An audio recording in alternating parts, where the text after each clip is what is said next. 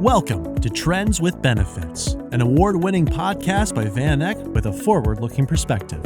We explore new ways of thinking about the markets, work, and life. Here's your host, Ed Lopez. Welcome back, Laila. Thank you. Gosh, it's been already over a year, since we did our last podcast together? I had to think about it. It's been a long time. A lot has changed. I'm in our London office. So you can see it's a different background. Our London office is an open plan office that doesn't have offices anywhere.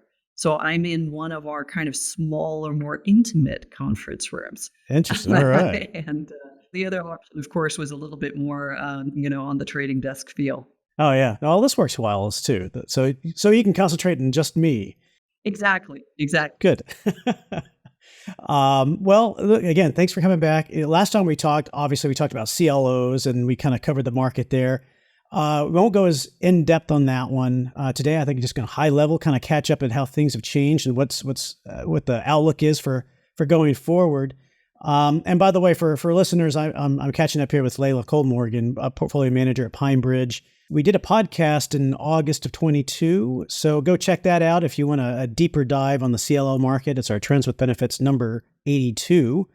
But today, I just wanted to catch up with Laila and find out what's going on, how the environment for CLOs look, and maybe I've got a couple questions for you, kind of prepared. But maybe I thought I'd just start with you. You've been out there talking to advisors and investors. Kind of curious, what's the biggest question that you're getting these days? How does this fit into my portfolio? Yeah. Okay. So it's a real positive. When you're talking about and you're educating investors from, these are people who are intelligent, but they're just not educated on the product.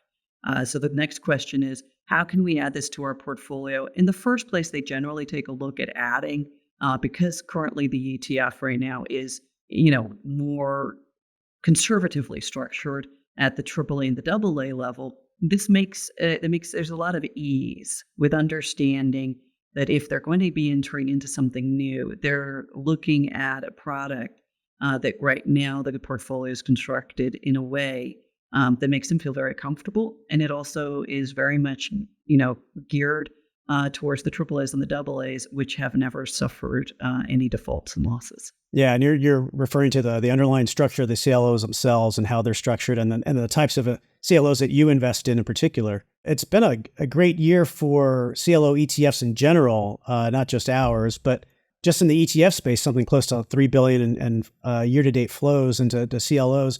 And it kind of makes sense given the characteristics of the CLO market and floating rates, I think. And as we approach what many people think are a peak in the Fed's hiking cycle, does it continue to make sense for CLOs in a portfolio? And what are the ways that you would advise people to think about it going into a market environment where rates are either steady or maybe there's even a pivot? There's two ways. I mean, in the steady, obviously, a floating rate asset class, the coupons right now, the simple income stream, we're looking at AAAs, at yields of 6.7%, triple Bs at 9%, double Bs at 14%. Those are incredibly attractive up and down the cap stack. So even if you do have a minor sell-off and you do have, let's call it a price depreciation in the underlying CLO tranche, the reality is that the coupon is so particularly attractive. You're still talking about an incredible return.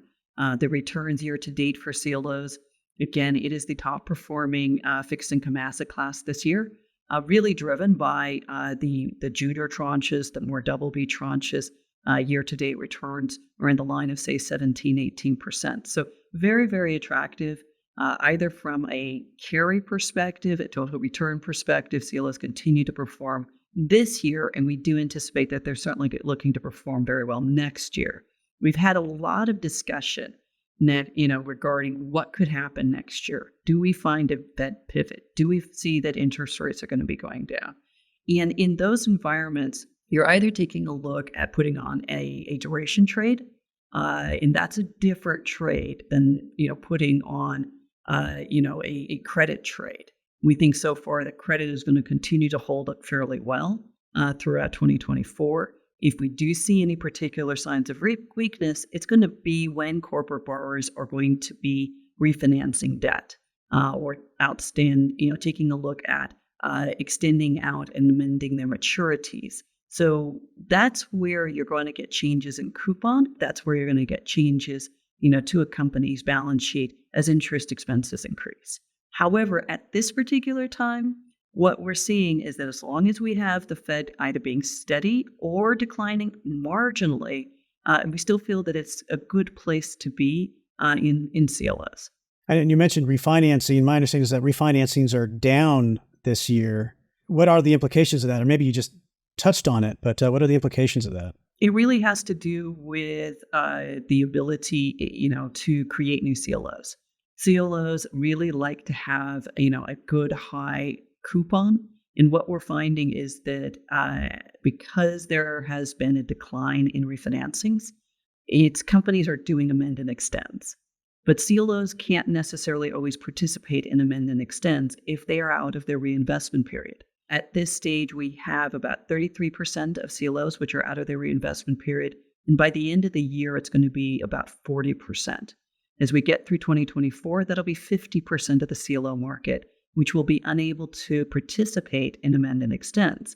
This means that companies will have to find other financing solutions, either in the high yield space or potentially in the private credit space, if they don't look at issuing new debt in the leveraged loan space. At the moment, it just simply means that CLOs are being created from the secondary market in existing positions, existing credits that are in the leveraged loan market. With the rise in interest rates that we've seen, have you seen an impact on the economy yet and the underlying borrowers? Do you expect to see any deterioration in the economy in that front? The only places where we have seen the transmission of higher interest rates really has come in the leveraged loan space. These are borrowers, that pay debt and interest, on floating rate debt. That's really what it is. So what you're looking at this stage, as interest rates have gone up, their interest burden has continued to increase. And we have taken a look. About 30% or so of leveraged loan borrowers have hedged out, their interest rate risk. But some of these hedges are likely going to be rolling off. So that pain is going to continue to be absorbed by companies. We're really taking a look because you have to understand a company is going to look at the high yield space, the leveraged loan space, or private credit when they have to address any kind of maturity in their debt. Now, in 2021, high yield borrowers went and issued as much as they possibly could at a fixed rate, just like everybody else did when they refinanced their mortgage at a fixed rate. So the vast majority of borrowers in the United States have not felt this impact of rising interest rates. Most people who have a mortgage have it at fairly low and very attractive interest rates. So the rise in interest rates hasn't hurt them.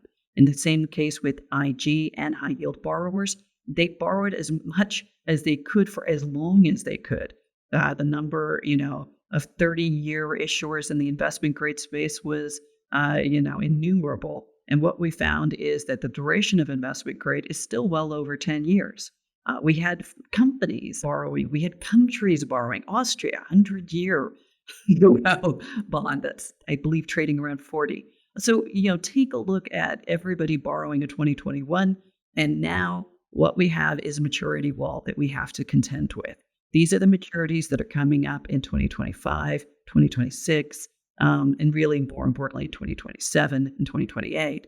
But right now for 2024, it's less than 3% of the high yield and leveraged loan market. How do you allocate this in a portfolio or allocate to CLOs? How do you think about that? I think it's twofold. First of all, part of it is definitely taking away, say, from an investment grade allocation, because it is, for the most part, unless you're putting on a duration trade, when you're looking at just credit, it is a higher yielding and better return allocation when you do that to CLOs. Bank loans is definitely another aspect. If you are already allocated to bank loans or other types of floating rate assets, again, CLOs have outperformed historically. So that one is a fairly easy decision to be able to make that argument. What kind of environment are you looking for to take a more aggressive stance in your portfolios? I think it's really where we're starting to see the bad news begins to be good news. We don't have a whole lot of bad news yet. That is been brought on by a variety of different things. Perversely, the regional banking crisis led to lower interest rates, which acted as a shot in the arm to the economy. That was a boon to all risk assets. Nobody, I think, really had prepared themselves for the fact that the regional banking crisis was going to lead to a supportive environment for risk assets.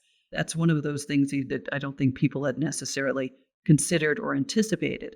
But when we're taking a look at, this, financial conditions, how they've been tightening, when does that real effect come to slow down the economy? It's 18 months to 2 years is generally been the historical, impact of when you finally see, that impact of rising interest rates. Now, we've also had, fiscal stimulus, whether it's the CHIPS Act or the Inflation Reduction Act.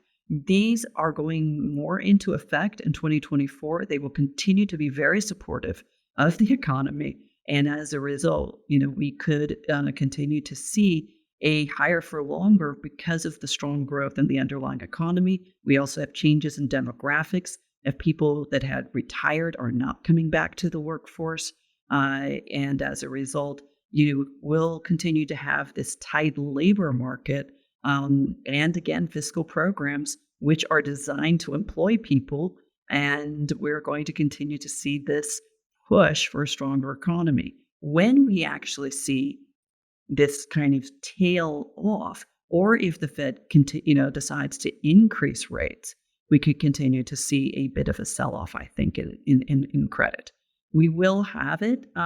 We believe it's a question of just how much and when that's going to happen, but we don't anticipate it really in the first half of 2024. So is your outlook for inflation then actually higher than what the market is talking about today? I think there's certain aspects that are sticky.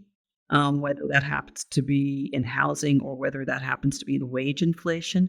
So we are watching it, but it's something that we're not seeing consistent numbers yet. So it's not necessary. We do believe that inflation is going to be coming down, but we're not necessarily seeing that it is going to come down and stay down. We see elements of it coming back up. Do you think the Fed has the right target at 2%, or should it be something higher, like 3%, like the historical average? That's a tough one. Whether it's 2% or 3%, it's an unknown. It could be 2%, it could be 3%. I think what's important is much more, what is the impact of real interest rates. What is the Fed trying to achieve? And obviously, monetary policy is a very blunt instrument. It's not one that you can really work well, in an economy. Here we are looking at the Fed. They've been raising interest rates now for, well over a year and a half. In the financial conditions index is not necessarily impacted. Most borrowers are not negatively impacted. When we're taking a look at where does this hit, as you asked earlier, it's going to be where we find companies that have to refinance debt. It's when the high yield companies, the leverage loan companies, when they hit, a particular maturity that they have to look at refinancing their debt. Those interest costs are going to go up. And depending on how the economy is doing, depending on how earnings are, that could bite more than otherwise. Anything else that we should know about the CLO market today? We've had a lot of attention in a really positive way. We have found that even on an institutional level, we're finding more and more insurance companies have been allocating to the CLO space. It has to do with the historical, very positive performance. And for many insurance companies, they have a risk-weighted charge, which is very attractive in the AAA, the AA, and the single A space. There is nothing to compare it. You can't compare sovereigns, you can't compare corporate bonds. There is absolutely nothing that for insurance companies yield as much as CLO investments. And in fact, under Basel IV, what they're proposing for banks is even lower risk capital charges for the AAA tranche, lowering it from 20% to 15% because of the historical outperformance of CLOs. Fantastic. Well, Laila, thank you very much for the update. What's the best way for people to learn more about you and PineBridge? Oh, goodness, the internet, right? I mean, it's a bit terrifying, but that's about as all. I think it's all you need. And obviously, listening to this podcast. And any content we put out on VanEck.com too on the CLO stuff, and yeah, I think VanEck, PineBridge, these are the best places. We have a lot of educational material. I think between VanEck and PineBridge regarding CLOs, we have primers. What is a CLO? So anybody who would like to go ahead and learn more about CLOs, this is a primer which I'm very proud of. It is the most downloaded document on PineBridge's website. And in addition to that, when somebody joins a new trading desk at any of the investment banks or at many of the asset management firms, this happens to be the document that is given to the people who are first starting out, that are learning about CLOs. So I'm very proud about that. I've downloaded it several times. It's something that most people bring along, on a first date or, opinion. Yeah. It's the first thing. Yeah. Let's see your CLO portfolio before date 2. Yeah. You know what? This is something that would really, really help your investment portfolio. Let's take a look at it together. Exactly. Well, Laila, thank you very much. Thank you, Ed. It was great to talk to you again. Always. And thank you for tuning in to another Trends with Benefits episode and this special Quickies episode.